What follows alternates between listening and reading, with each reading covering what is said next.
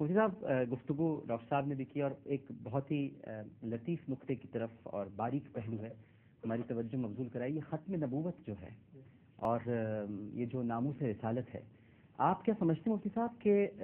سب سے تاریخ کی بدترین توہین رسالت کربلا کے میدان میں ہوئی جب امام علی مقام کا سر کاٹا گیا، جنہیں نبی کریم صلی اللہ علیہ وسلم اس گردن کو چوما کرتے تھے؟ ایک تو یہ توہین رسالت بھی ہوئی، تو کیا ختم نبوت سے بھی اس کا کوئی تعلق ہے، کوئی لنک ہے امام حسین کی قربانی کا کہ ختم نبوت کا بھی تحفظ آپ نے کیا کربلا کے میدان میں؟ دراصل جو رسالت سیدنا محمد الرسول اللہ صلی اللہ علیہ وآلہ وسلم اور آپ کی جو نبوت ہے اس پر ایمان اس بات کے ساتھ مشروط ہے کہ آپ کو خاتم النبیین اور آخر النبیین تسلیم کیا جائے. لہذا اگر کوئی آپ کو نبی تو مانتا ہے، رسول تو مانتا ہے، رحمت للعالمین بھی کہتا ہے، لیکن آپ کو آخر النبیین نہیں مانتا، خاتم النبیین نہیں مانتا، تو اس کے معنی یہ ہے کہ وہ حضور کی نبوت پر اس کا ایمان کامل نہیں ہے، کیونکہ یہ ختم نبوت اور ایمان بالرسالت یہ لازم و ملزوم ہے، ان دونوں کو ایک دوسرے سے جدا نہیں کیا جا سکتا. یہاں تک کہ ہمارے علماء نے لکھا کہ اگر کوئی شخص اٹھے اور نبوت کا دعویٰ کرے اور دوسرا اس سے کہے کہ اگر تم سچے نبی ہو تو دلیل پیش کرو، معجزہ پیش کرو، تو اس پر بھی وہ کافر ہو جائے گا. یعنی دلیل مانگنے کا کیونکہ دلیل مانگنے کے معنی تو یہ ہے کہ اگر وہ دلیل پیش کر دے تو یہ اس کی نبوت کو مان لے گا. تو اگرچہ وہ کوئی دلیل یا معجزہ پیش نہیں کر سکتا تو ایک طرح سے امکان عقلی کی بات ہو جاتی ہے، شریعت میں اس کی بھی کوئی گنجائش نہیں ہے. ٹھیک ہے. اب جو امام علی مقام رضی اللہ تعالی عنہ کی قربانی کو اگر ختم نبوت کی تکمیل کا مشن سمجھا جائے تو اس کے معنی یہ ہوں گے کہ حلال و حرام کے جو ابدی اور دائمی اصول حضور نے بتا دیے ہیں اب ان میں تغیر و تبدل نہیں ہو سکتا. بالکل، کیونکہ تغیر و تبدل یہ شارع کا کام ہے،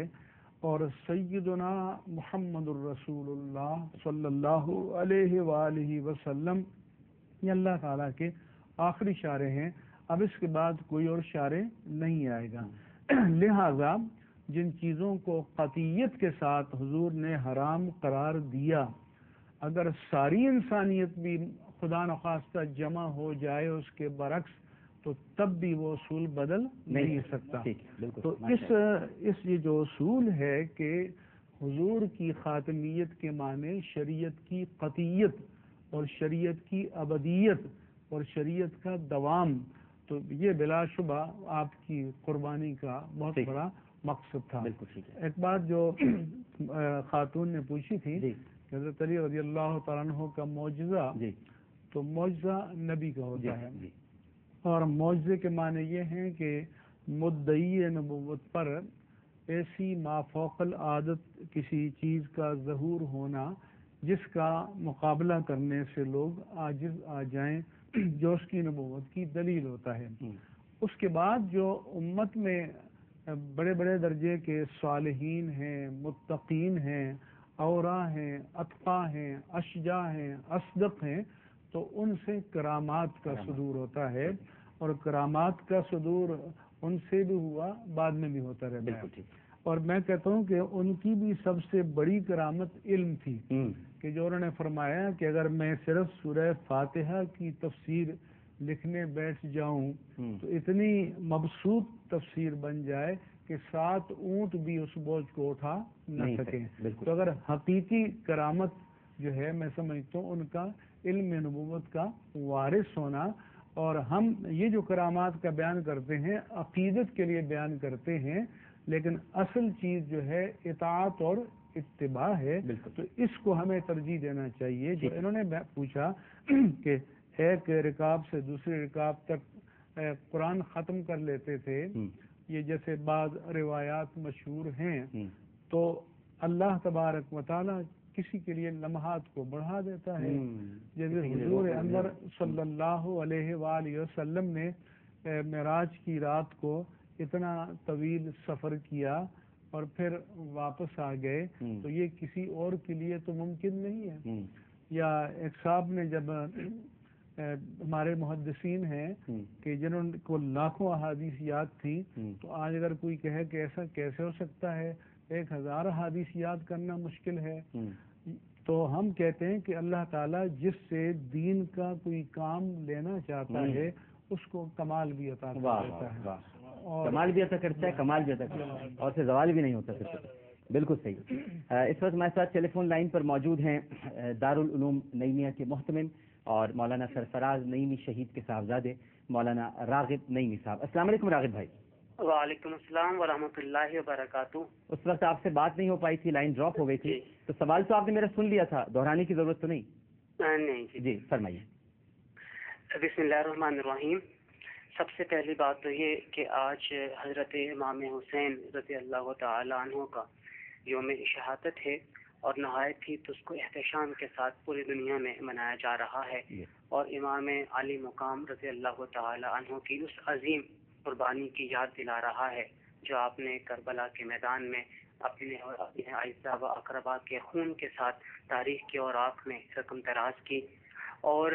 آپ کی اس قربانی کے حوالے سے اور آپ کی ذات گرامی کے حوالے سے سب سے ایک اہم بات جو اہمیت کی حامل ہے وہ اتحاد و یگانگت کا ظہور ہونا چاہیے. اور خصوصیت کے ساتھ جب ہم پاکستان کے حوالے سے بات کرتے ہیں تو ہمیں حضرت امام علی مقام رضی اللہ تعالی عنہ کی ذات گرامی سے اتحاد کی ایسی شعائیں پھوٹتی ہوئی نظر آتی ہیں کہ اس اسوہ حسنہ کو آج ہم اپنے ملک میں رائج کرنا چاہیں تو ہمارے ملک سے اشتراک و انتشار کی کیفیت کا خاتمہ ہو جائے گا، اور جو ایک دوسرے کے ساتھ جھینا جھپٹی کی ایک کیفیت پیدا ہوئی ہے اس کیفیت کو ہم ختم کر سکتے ہیں. حضرت نبی محترم صلی اللہ علیہ وآلہ وسلم نے ایک حدیث مبارکہ میں یہ ارشاد فرمایا جس کا مفہوم یہ ہے کہ میرا یہ بیٹا، اور اشارہ حضرت امام حسن رضی اللہ تعالیٰ عنہ کی طرف تھا، کہ یہ میرا بیٹا مسلمانوں کے 2 گروہوں میں اتحاد پیدا کرے گا. اور پھر دیکھیے کہ جب آپ کو خلافت دی گئی اور آپ نے 6 ماہ تک مسنت خلافت پہ برسر اقتدار بھی رہے، لیکن آپ نے یہ دیکھتے ہوئے کہ مسلمانوں کی گروہوں میں اتحاد پیدا کیا جائے اور اب جو افتراق اور انتشار کی کیفیت ہے اس کو ختم کر دیا جائے، تو حضرت امام حسین رضی اللہ تعالیٰ عنہ کے مشورے اور ان کی تائید سے آپ نے اپنے آپ کو خلافت سے دستبردار کر دیا اور حضرت امیر معاویہ کی ہاتھ پہ بیعت قبول کر لی. اور پھر ان کی حضرت امام حسین رضی اللہ تعالی عنہ نے امیر معاویہ کے ہی دور میں 20 سال آپ کی بیعت کے ساتھ گزارا. اور یہ ایک ایسی مثال ہمارے سامنے موجود ہے جو کہ رہتی دنیا تک